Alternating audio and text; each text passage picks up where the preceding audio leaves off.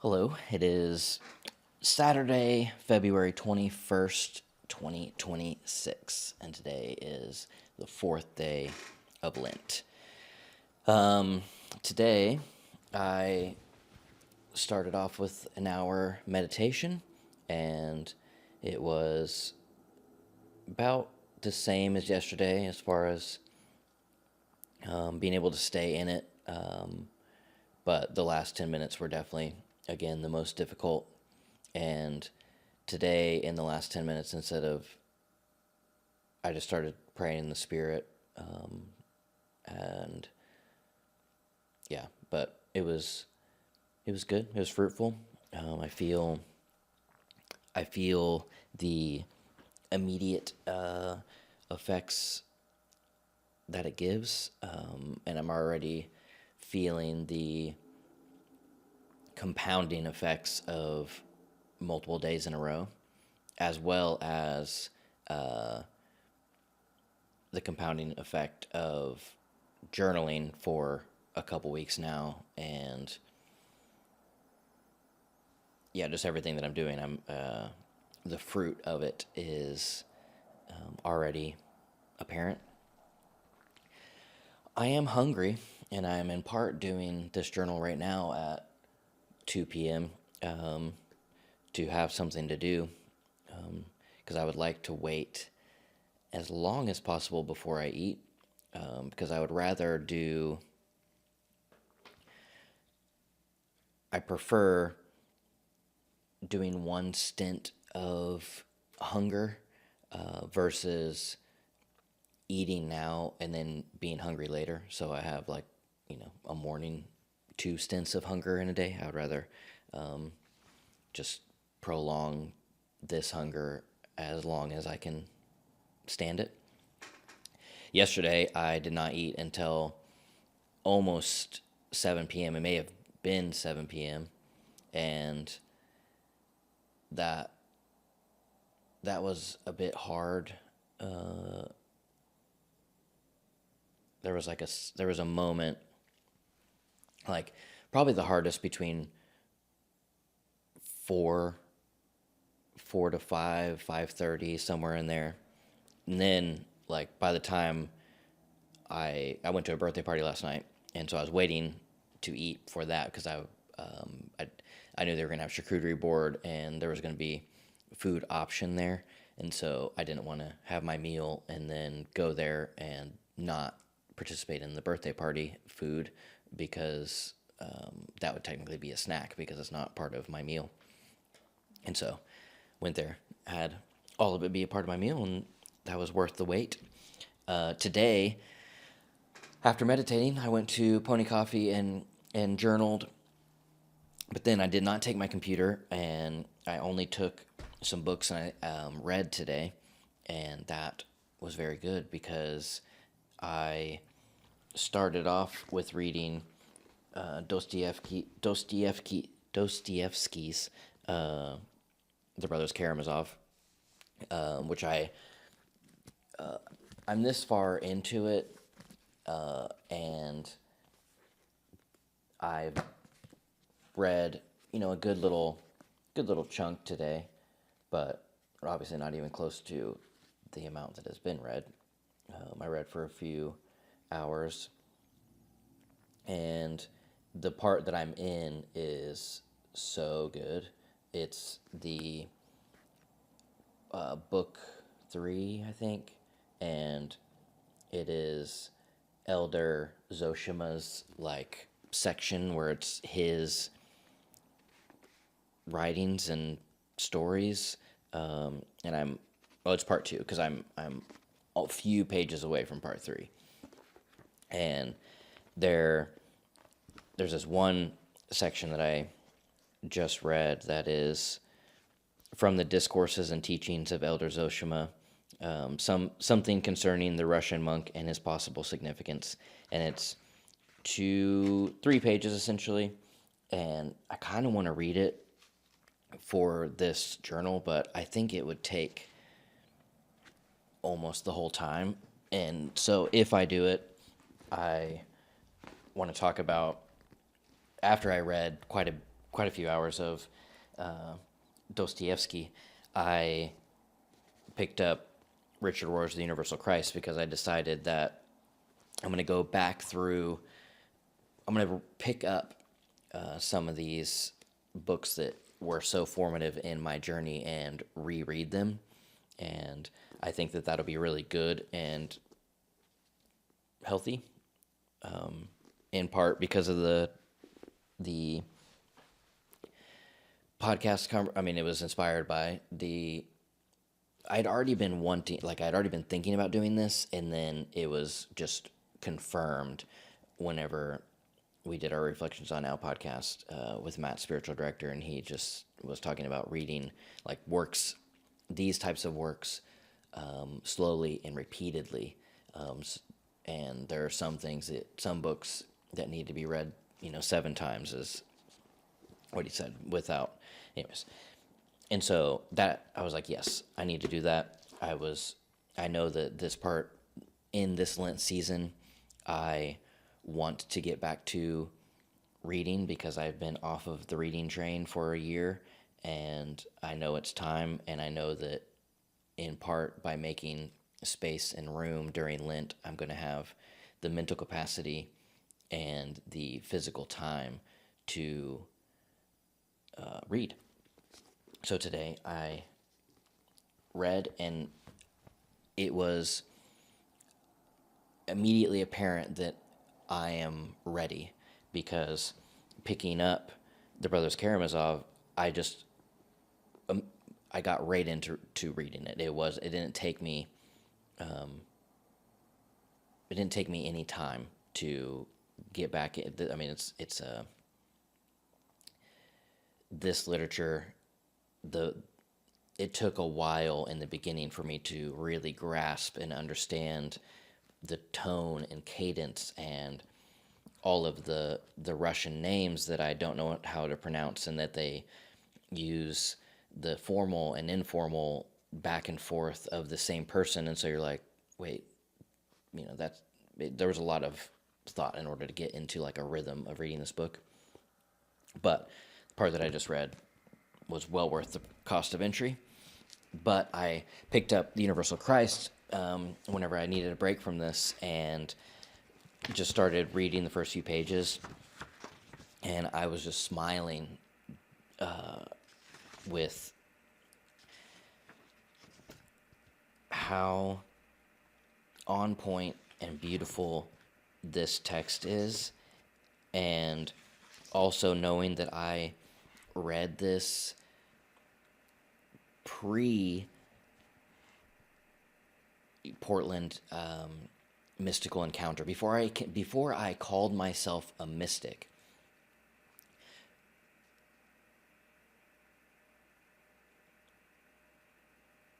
Before I was granted a mystical experience, a mystical union experience, I read this book.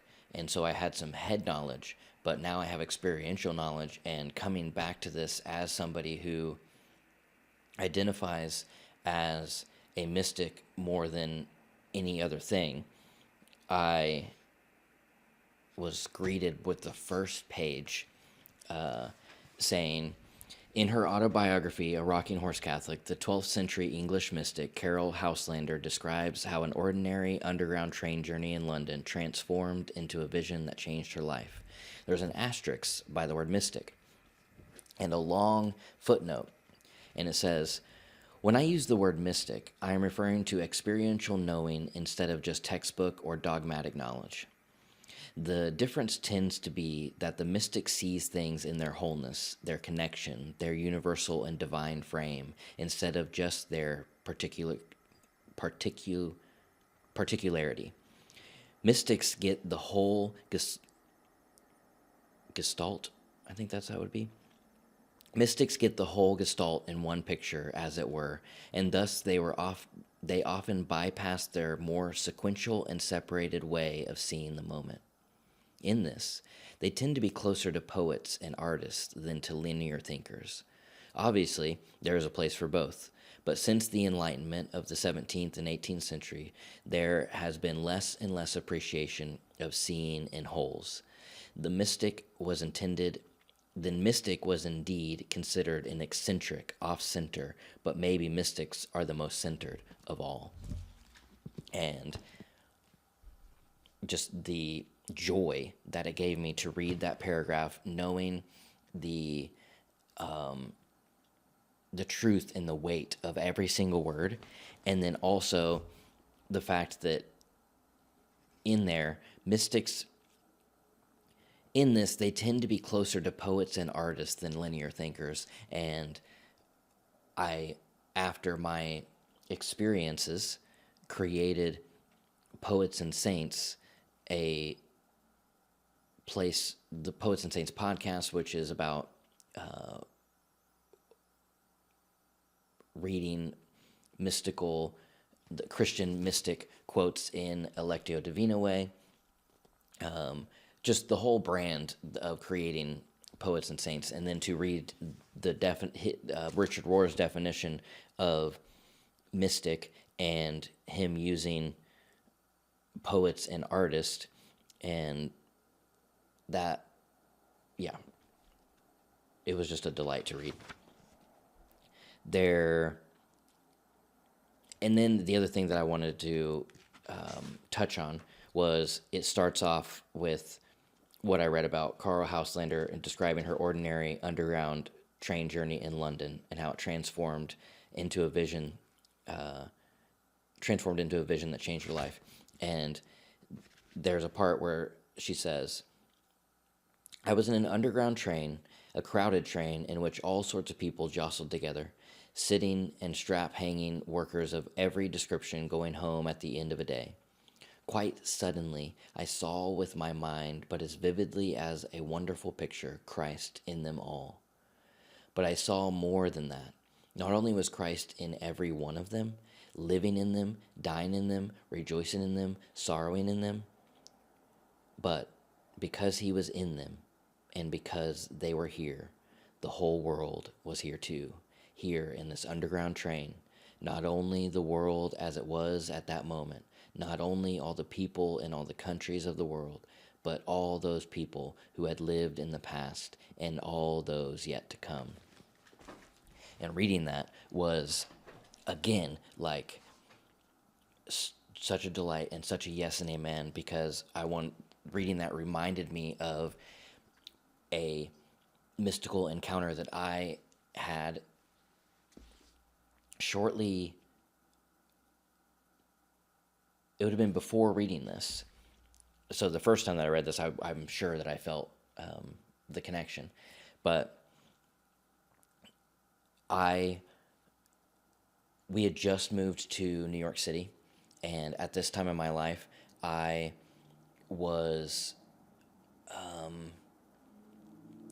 had some cynicism left in me, and my cynicism manifested in feeling as though my version of Christian excellence was the right Christian excellence, essentially. That there are many expressions of faith, and there are many expressions within church denominations, and different churches each have a different expression of Christ. And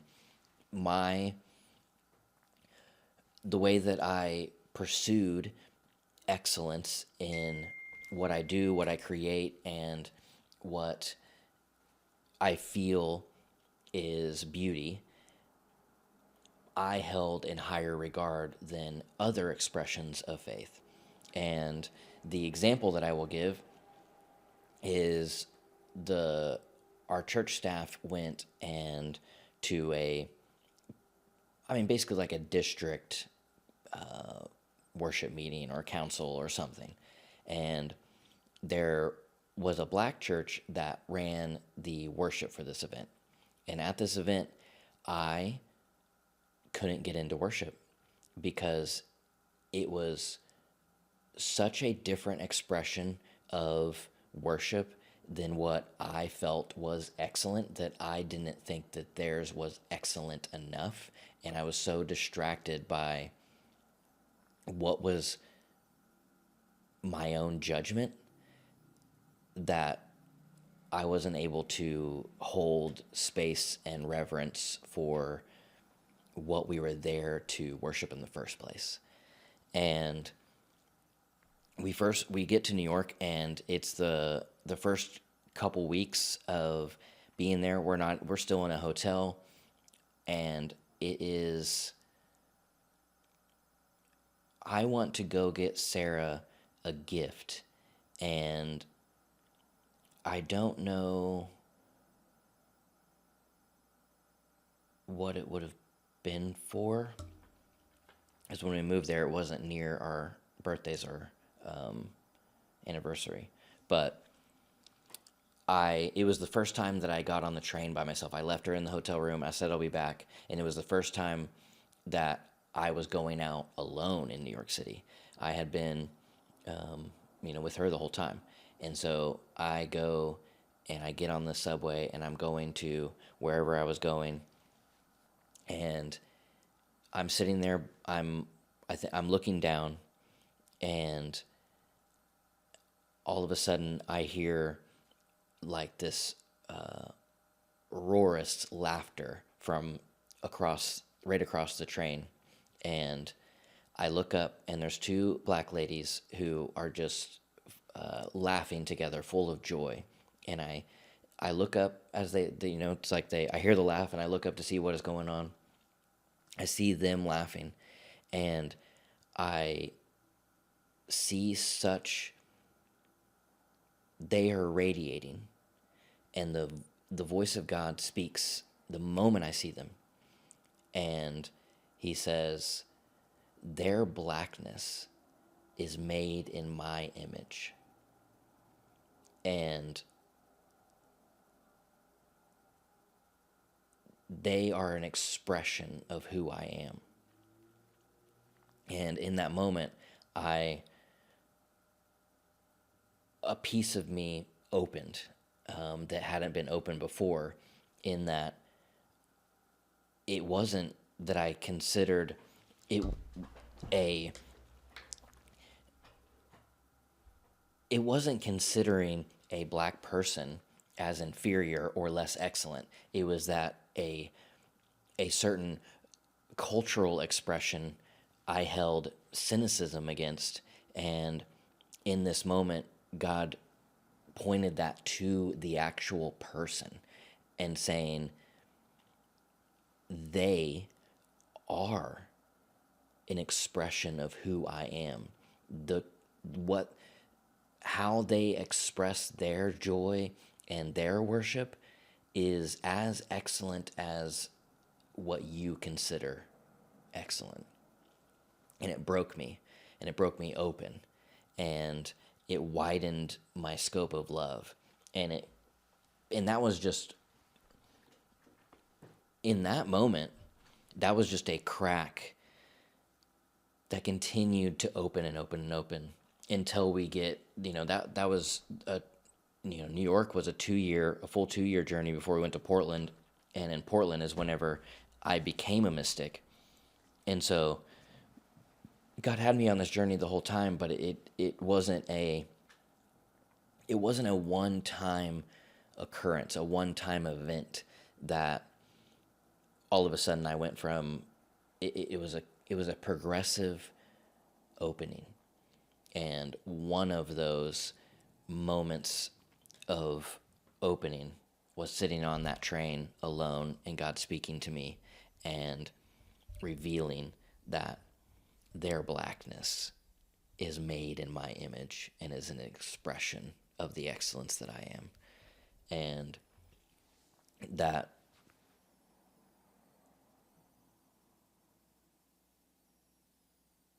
it's just joyous to even think about that, and think about the Cody that experienced that and the Cody that I am now are so vastly different. And in that same line of thought, as God continued to open me. The My implicit biases were also revealed in New York, and as I went about living my life as a New Yorker, as an Oklahoman living in New York. I, walking down the street and encountering what I would be if I'm in Oklahoma and I'm walking down the street and a large black man is walking towards me, the fear that would rise up, or the uneasiness that would rise up, I had to deal with. I opened myself up to dealing with it in New York, where it was the moment happens. I recognized that there was an emotional shift in me, and instead of just reacting through that, just retraining myself of saying, yes, you did feel that, but you don't have to react to that. And also, why did you feel that? And processing these implicit biases that I didn't know they existed until I was aware enough to feel them exist, and then taking what I felt and retraining, reparenting, rewiring those those circumstances, and telling my body, you're not in danger. There's you don't need to feel that. And so it shifted, and it became where now, it would have. I'm using a large black man as the example, but it also applies to just the poor and homeless people that walking on the street, and even now I live downtown, and walking around downtown, I don't walk in fear. And I have many conversations with people who do walk around downtown in fear, and I have the privilege of being a man in our world where I can even get to the point where I don't walk in fear, because a lot of these conversations that I have are with women in my life who they won't walk downtown alone. They won't walk most places alone, but especially downtown, and especially at night. Whereas, it might be 2 a.m. and I walk home from wherever I'm at to my apartment, and I walk through corridors that have unhoused people sleeping, and I just see them as the people they are, and I don't walk by them with fear. I just live my life as I just live my life among them as they're living their lives among me. But I understand that to be a privilege. I understand that they aren't. If there is somebody out there who is sick in the head and may take advantage of an opportunity to prey upon somebody weak for their own advantage, I'm not the trigger. And so I can walk pretty freely in that. But all that to say,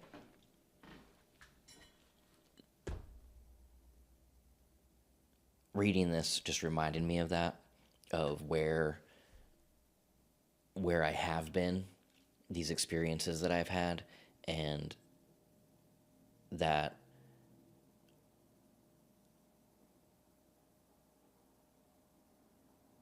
God has been taking me on a progressive journey of opening, and he showed me the Christ inside of every single person, even the people that, because of my my family of origin, meaning my geography that I was born into, in the culture that I was born into, how no matter how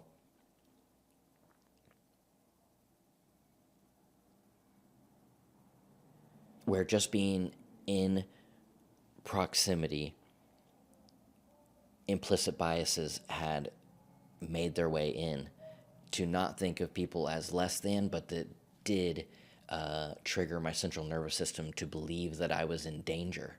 And that needed to be dealt with. And I dealt with it, and God dealt with it, and I surrendered it to so that I can see myself greater than no one, and see myself as no different than anyone, that they are made in God's image. They are an expression of who God is. What you do for the least of these, you do for me. Even the poor are an expression of who God is. And the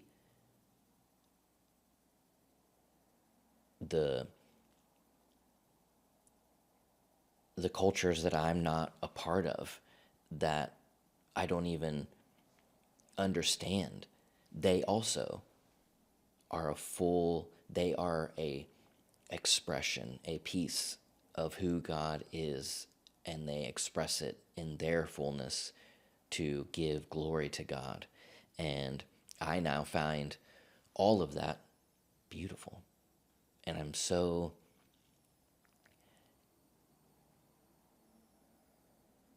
happy to be the expression that I am. I'm grateful to be alive, to be the person that I am, while knowing the my expression is the same and equal expression as anybody and everybody else.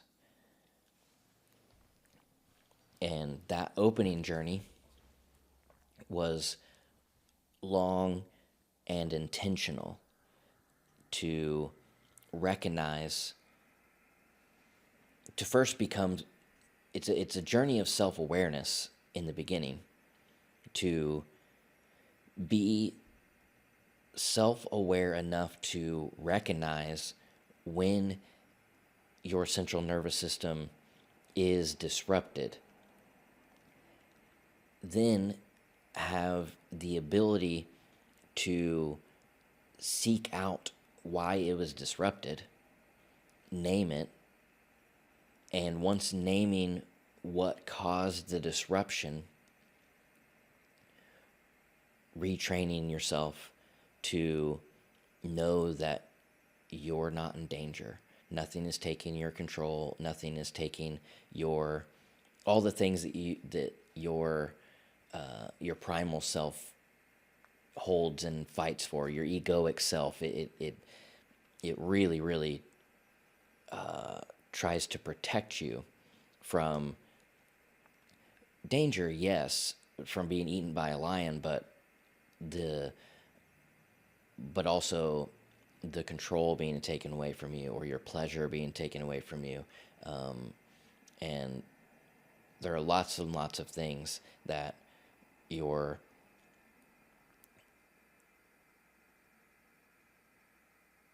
biological heritage has given you that are no longer the most useful, and to be able to be self-aware enough to recognize, retrain, and open and remain open. So that was some things I was thinking about, and this journey that I'm on right now is a journey of reopening things that I've let close over time because of the drift, and getting back to spiritual practices that allow me to remain open and hope to continue that journey, because that's the spiritual walk, is to be open and remain open. Yes and amen.